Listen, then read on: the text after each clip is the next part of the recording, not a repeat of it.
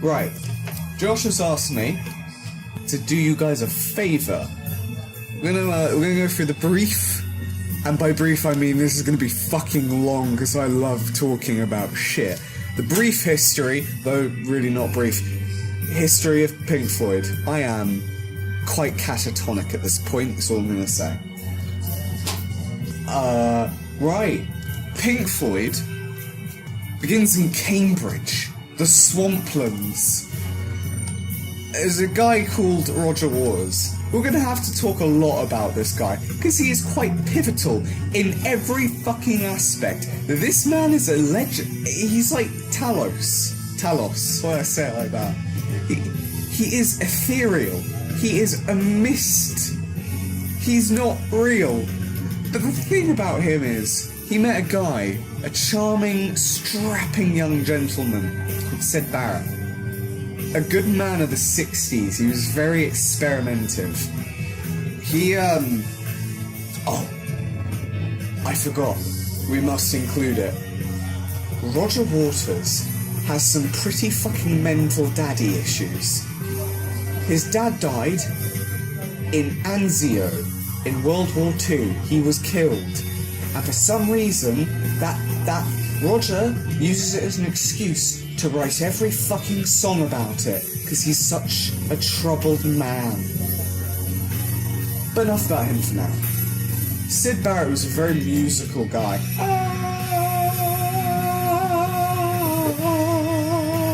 So basically, this is going to go on for so long, you do realise this. You have to upload this to the Pentagon.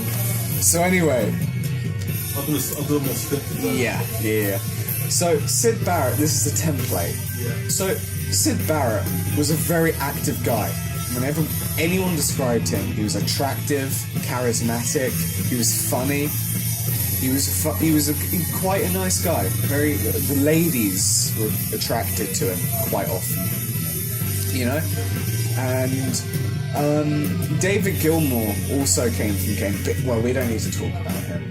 I don't know how Rick came into the equation. They all started living together or some shit. They're pretty sketchy on that bit.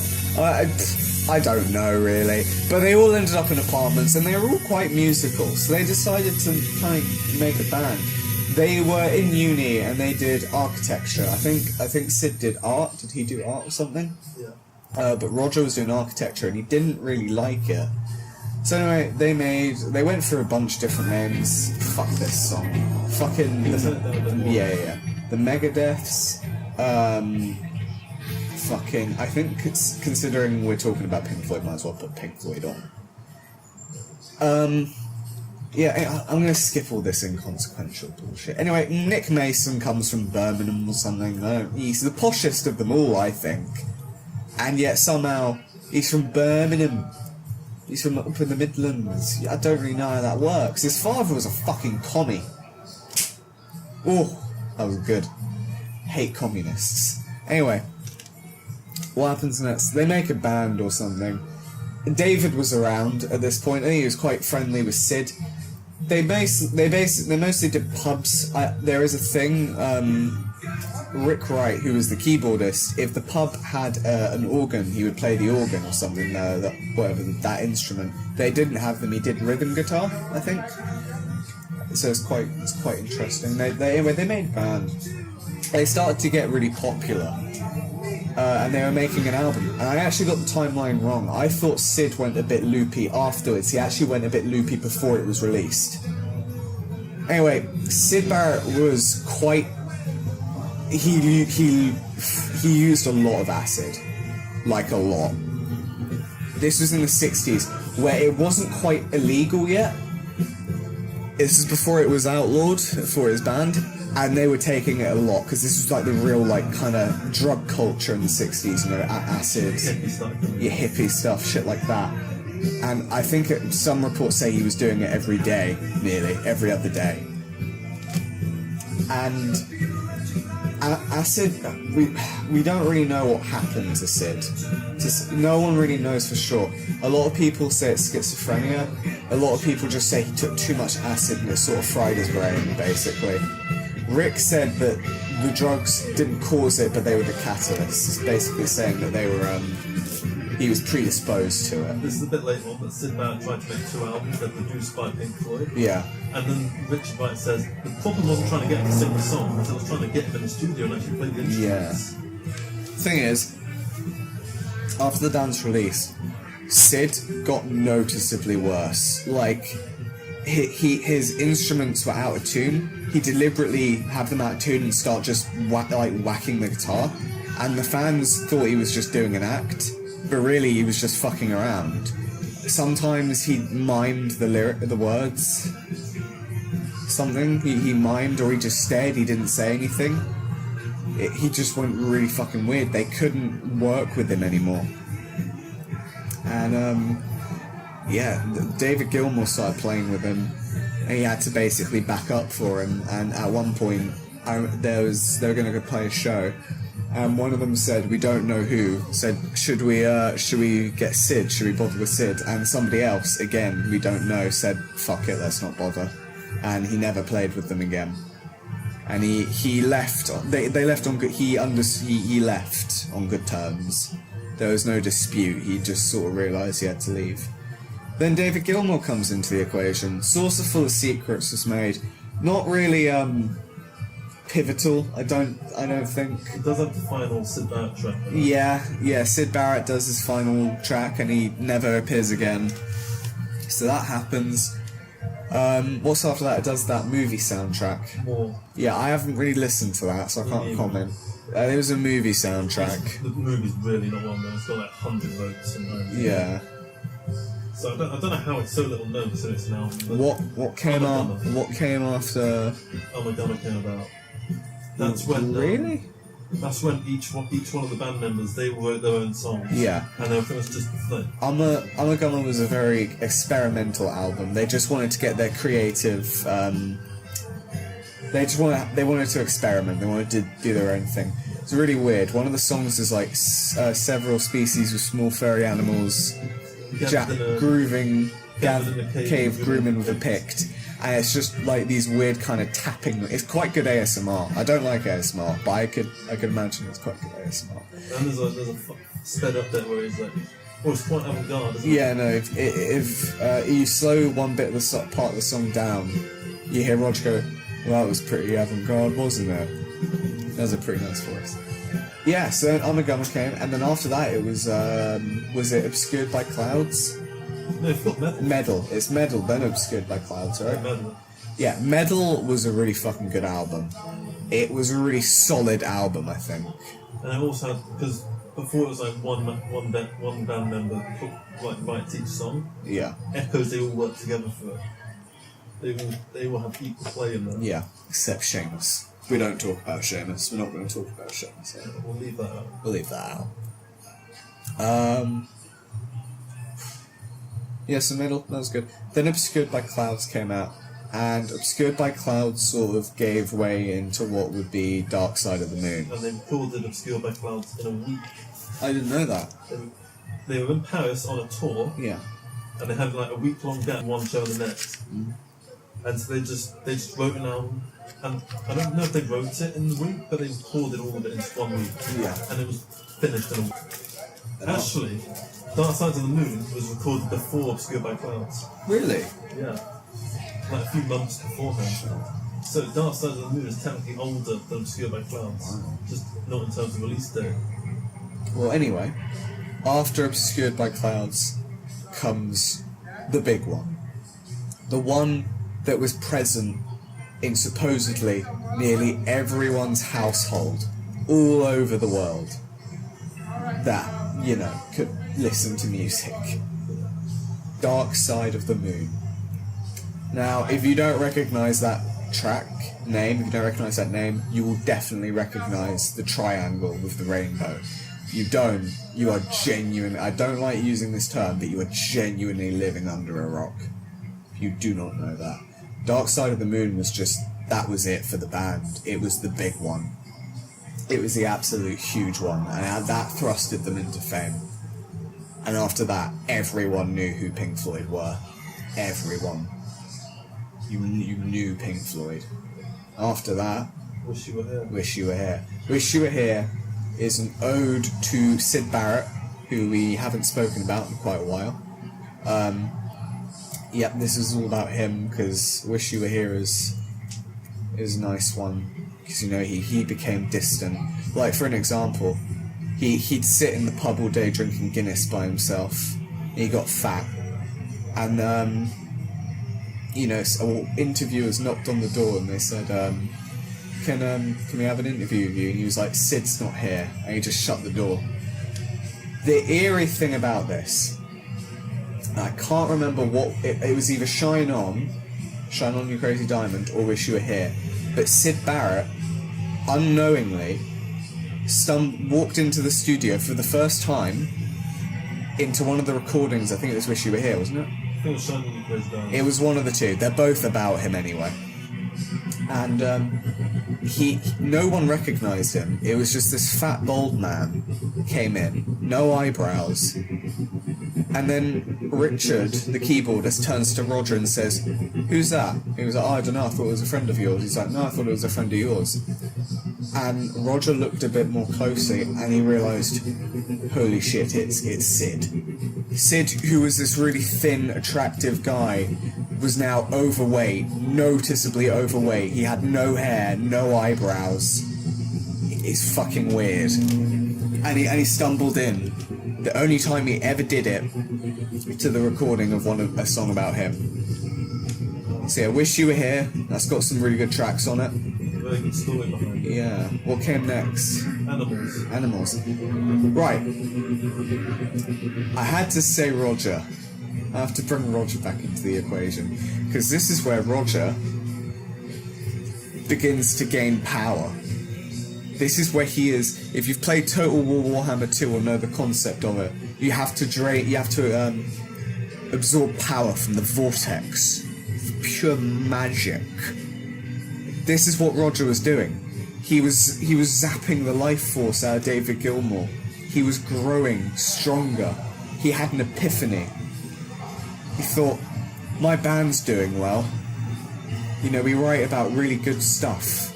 We make really good music. I know what I'm gonna do. I haven't mentioned it yet, but Roger Waters was quite political. Very leftist. You'll find this out very soon. You'll find this out very soon. In this epiphany of his, he thought to himself, I'm gonna take my well-known and respected band and force my political agenda on the next album. And that's what he did. Animals. He's talking about this dystopian society where based on animals, or the sheep are like the normal people. It's a replica of Animal Farm. Animal Farm. But Animal Farm is against communism. Yeah. How communism doesn't work. Yeah. But Animals is about how capitalism doesn't Yeah. And you have the sheep who are the lowest in the class. They're like the normal people just working under pressure. Then you have the dogs who are like the police, the enforcers, and they're quite brutal. And then you have the pigs, who are the really fat, wealthy ones, and they're the ones controlling everything. And yeah, it's just basically a fucking political thing. It's like, nice one, Roger. But we aren't done with Roger yet. Still got 2 more albums. Because now we have The Wall. The Wall is a great album. It's a concept album. And to really explain it to you, I have to say, fuck off. I don't want to fucking listen to Kasabian. What? I'll play one from The Wall. Fuck off. I'll play one as the album goes. Nigga. Ooh, shouldn't have said that. Wait, I'll play Comfortably Numb, shall I? Yeah, you're doing really well. Yeah. So yeah. The Wall is a concept album. So you have to see it. Basically, each song plays a part in the album. It tells a story. And it's about a rock star called Pink. And throughout his whole life, he's had like another brick in the wall, for example. The wall represents a metaphor of isolation. He blocks people out. You know, he pushes them further away because of the way he's been brought up and the things that have happened to him.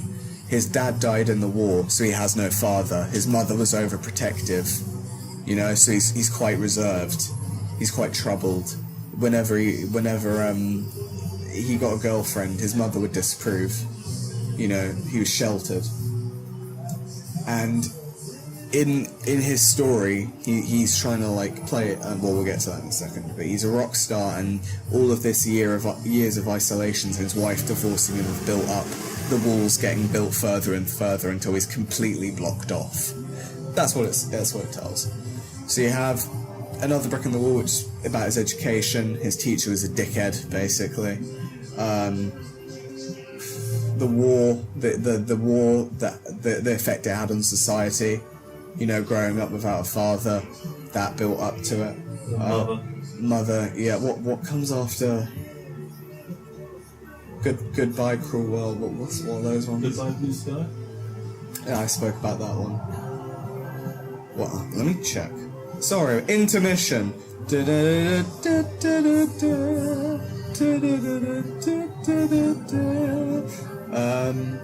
Empty spaces. And young lust getting off with a groupie because his wife's left him. One of my turns, how he gets violent. He just lashes out at the woman. Don't leave me now because his wife's divorcing him. His wife's their marriage is fucked up. Now you'll notice Roger Waters' dad died in the war. All the songs about Pink without his father are all Roger pretending it isn't about him. That is what this album is. It is Roger Waters pretending the album isn't about him.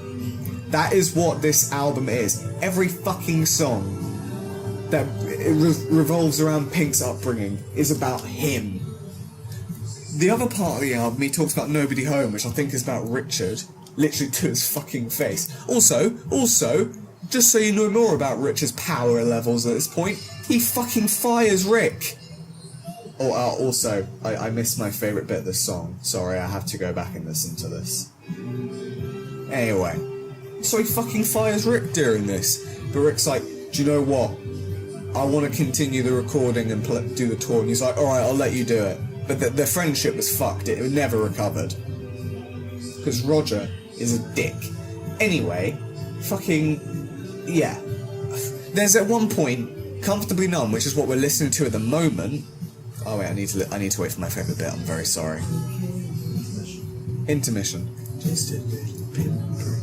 I love the scream. I fucking love that bit. I prefer more in the demo version. I don't like that demo version, it scares me. Anyway, Comfortably Numb, this part of the song, he's basically fucked it. He went like Sid. He starts shaving off his eyebrows. He's fucked himself. Did he OD on? He was drunk or something. He needed to play a show, and his manager's a dickhead. And his manager's like, we need to get him to play. So they inject him with like a drug, like a muscle tranquilizer, to get him kind of. And he starts tripping balls, basically. They're dragging him down this long corridor, and he's like fucking, like his skin's going, he's morphing, turning into this like creature, and he starts pulling off his face. And then at the end, he's like dressed in a suit, he's a fascist. So then he's playing at the show, he's playing the live show, and he's basically, in his head, he's a fascist dictator. And he's looking out at the crowd and he's picking out Jews and black people because he's so fucked. And then the next Waiting for the Worms is the best because it talks about how he's a Nazi. Well, that one's just an extension of the fascist thing. But yeah, Waiting for the Worms actually talks about fascism in Britain. It's like fucking to like smashing their windows and kicking their doors like the Pakistanis and shit.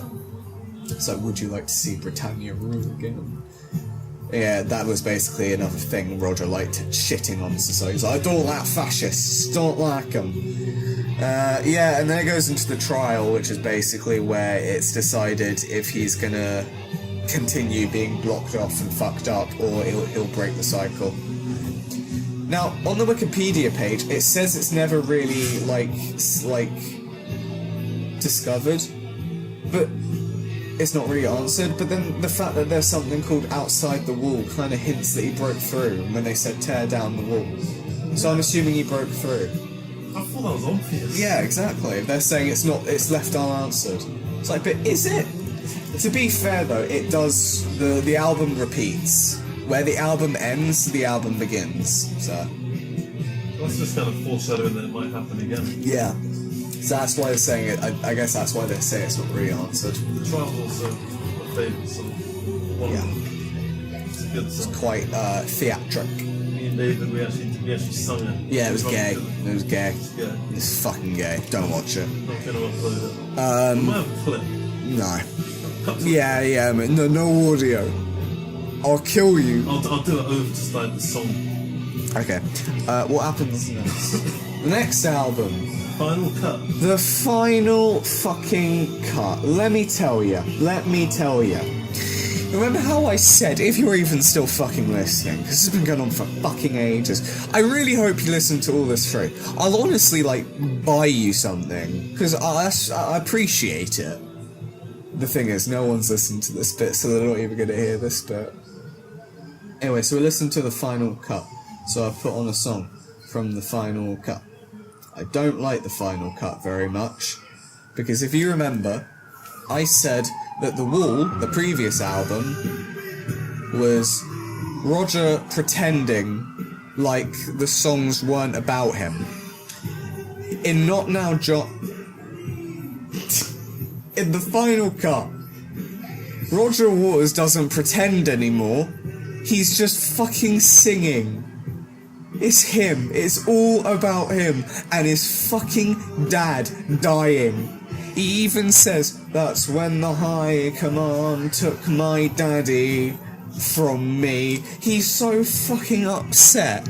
He's so upset. He doesn't even mask it anymore. It is upsetting to happen. Yeah, he doesn't mask it anymore. If he did one song that was masked, that would be alright. Literally, half the songs on that album were rejects from The Wall.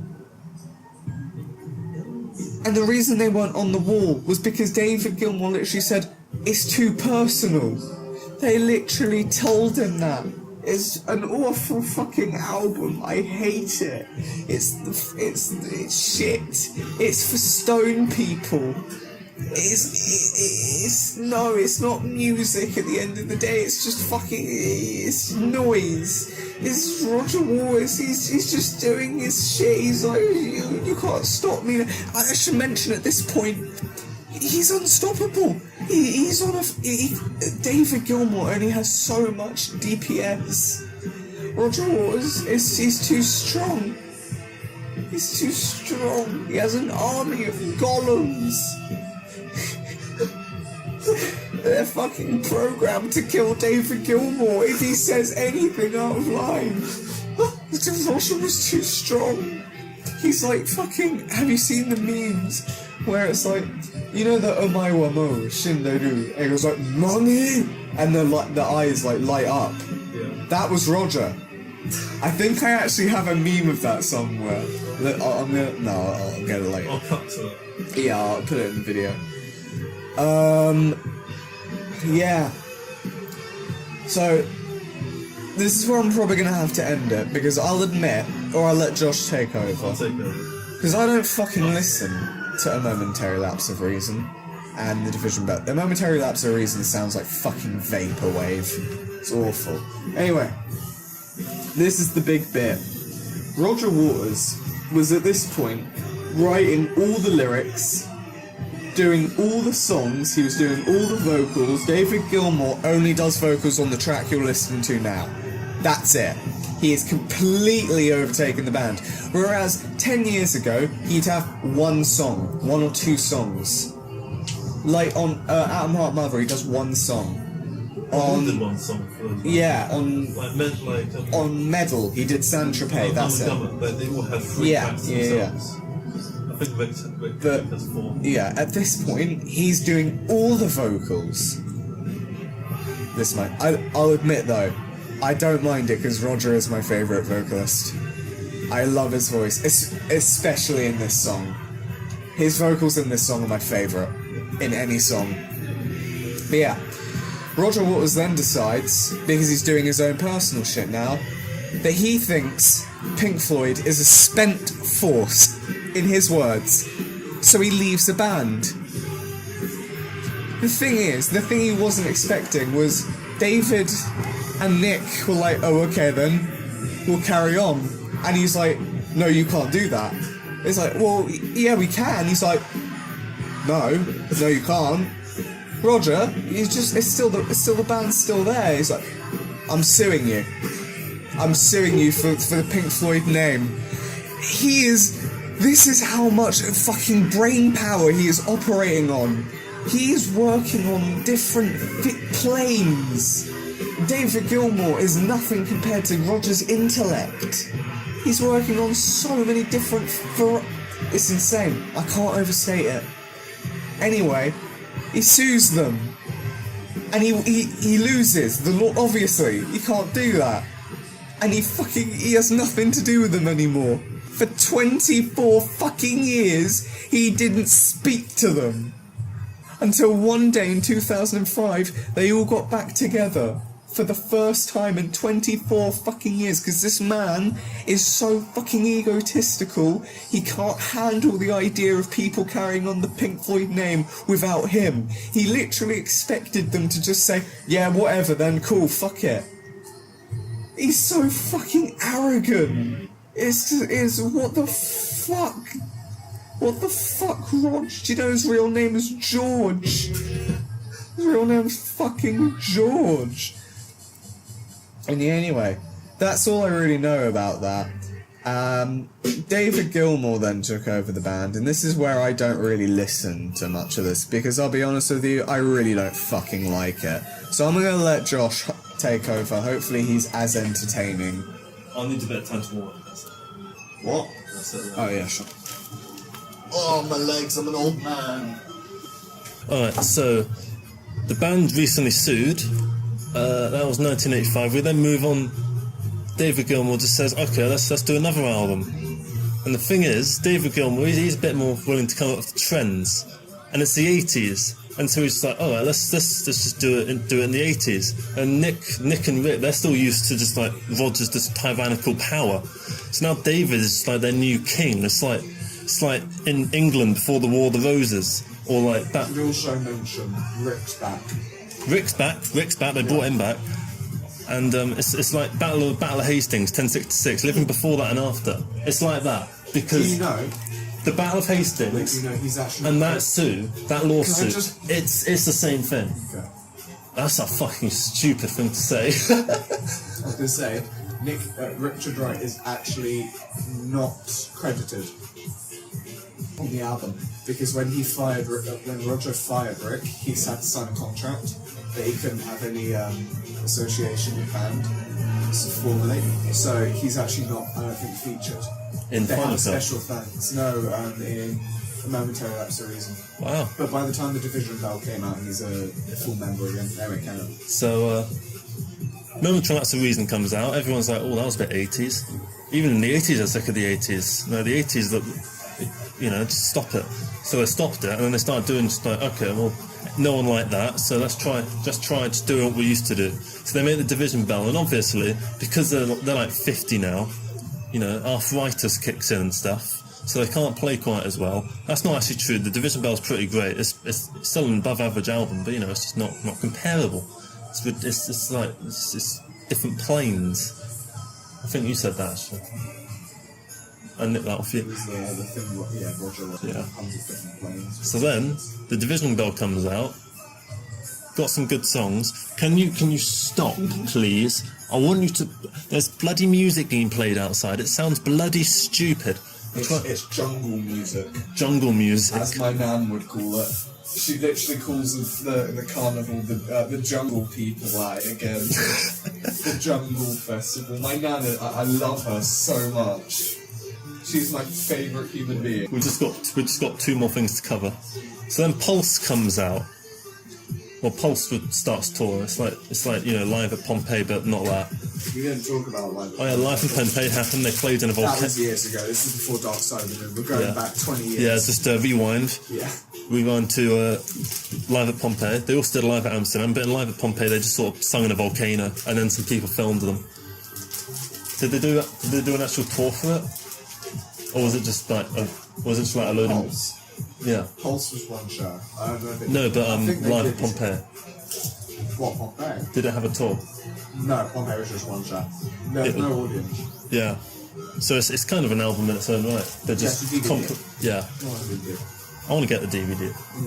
It's sort on Vimeo, but anyway, Pulse comes out. That's a show that happens. It's all right. Yeah. Moving on. David looks fat and old now for some reason. I don't know what happened really to him. let himself go. He looked fucking hideous. Yeah, there's a vid. He looked like a cave troll. Yeah, he I looks. called him a fucking cave. He looks like a cave troll. A troll, a fucking bridge troll. When people try to cross, he's like, you know, alright, you know where Roger is. Do you know the lamb story where they have to cross the bridge to get some grass? Yeah. And then the troll comes out. It's Yeah, David that's what I'm Gilmour. saying, yeah. He comes out. Yeah. He's like, I've got 3 riddles for you or whatever. Fucking sheep from animals killed Roger. Killed right. David. You should probably note at this point, all members of the band had quite a considerable amount of solo albums. Out at this Oh point. yes. They're all shit. Actually, I quite disagree with that. Well, you're wrong. Oh! Did it come out your nose? I know I banged it on my tooth. Oh, fucking hell. Okay, we don't have a video, but we can do an animation of just David being a bit of an idiot. I'll pour this on you, cunt. Did you just Even- say poppadom? Sounded like fucking poppadom. What? Poppadom. Jungle food. I mean, they are from the Caribbean. Well, they're not. They're from India. I just realised this is Indian music. That's fucking European music, you prick. Disrespecting my ancestors. But also, Richard Wright. He did an 80s pop album where he calls himself Z. Yeah. That happened. I think he was on cocaine back then. Bit of a loose cannon, that one. Bit mad. David Gilmour. Dead now. Grim. Oh yeah, Syd Barrett did 2 albums, all at the same time, and Pink Floyd produced it, and they said that it was more shut up. Trouble trying to get him in the band. Also, let's just skip all that. No one cares. I'm Used to Death's pretty good actually, and I like On an Island, but forget that. Also, they just say like, well, we've got to make 1 more album. So what they do, they go back to the Division Bell, where they still got the arthritis from earlier.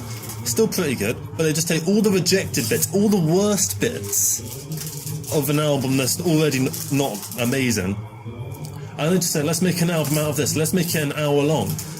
And so there's just this fucking album where it's just like ding doo ding ding doo ding ding ding doo ding, and then there's one song called Louder Words, which I think it's not horrible, but the fucking lyrics are fucking dog shit. It's just like, we bitch and we fight. Oh yeah, I know that one. They always make fun of it on the Circle Jerk. Yeah, I do like the chorus though. It's louder than words, these things that we do. It's good. It's very good. I need to listen to that.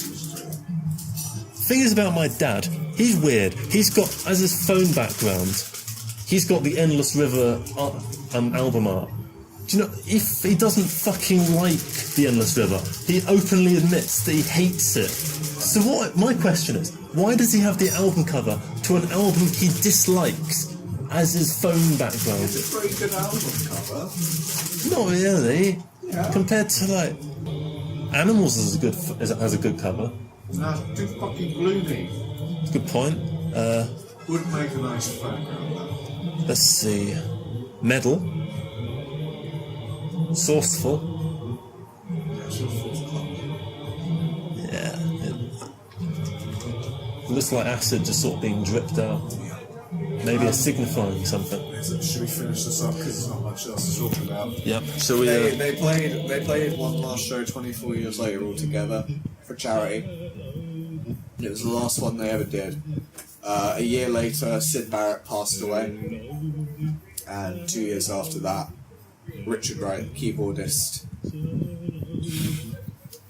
died from lung cancer, and that would have been the last show they ever played together whilst they were all alive.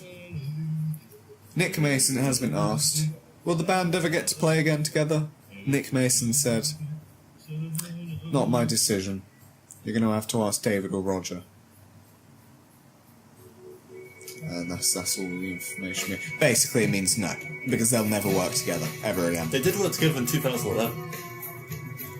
Then it won't happen again. Especially not with Rick dead. They don't want to do it. Anyway, wait, was that only 15 minutes? No. I was gonna fucking say, I was like, that was not 15. I feel this might be an hour. It does feel like it. Anyway, yeah, that's Pink Floyd. Just want to add, TLDR, too long didn't read. Roger's a cunt.